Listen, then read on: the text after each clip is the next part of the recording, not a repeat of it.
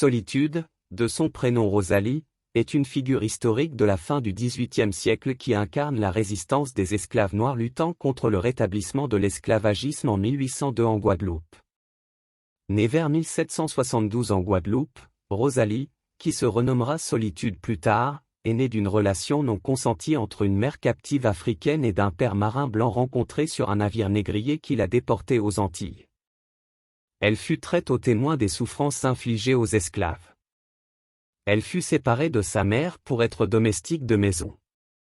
Elle grandit donc dans un contexte difficile mêlant injustice et brutalité. En 1794, quelques années après la Révolution française, l'abolition de l'esclavage est décrétée. Solitude rejoint une communauté d'esclaves, les Marrons, avec lesquels elle vit quelque temps. Mais en 1802, Napoléon Bonaparte signe le rétablissement de l'esclavage dans les colonies françaises.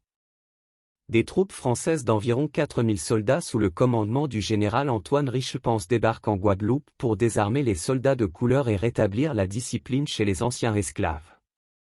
Solitude se rallie alors au mouvement de résistance contre l'oppression mené par Louis Delgray.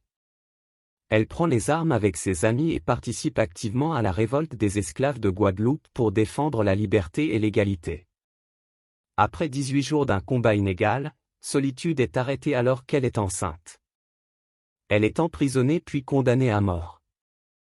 Elle sera exécutée le lendemain de son accouchement le 29 novembre 1802. Son histoire s'est transmise oralement puis reprise par l'historien Auguste Lacour dans son ouvrage « Histoire de la Guadeloupe » en 1858.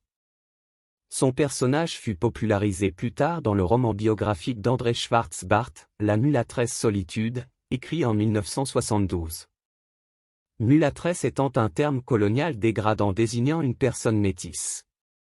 Solitude est devenue une figure féminine de la lutte anti-esclavagiste et symbolise aujourd'hui encore la lutte pour la liberté et la dignité humaine.